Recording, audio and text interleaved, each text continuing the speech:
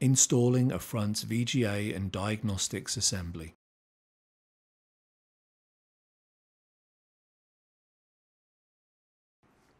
Install the assembly and cable in the chassis.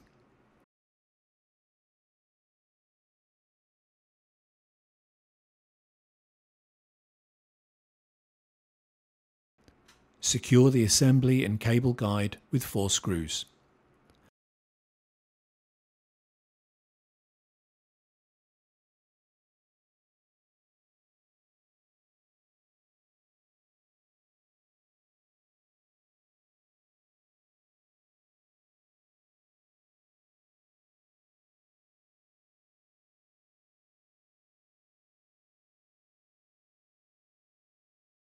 Connect the front VGA and diagnostic cable to the system board.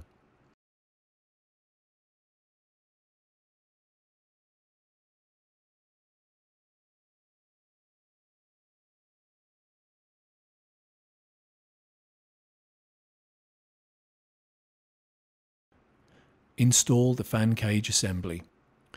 Install the air baffle or the processor and memory expansion tray.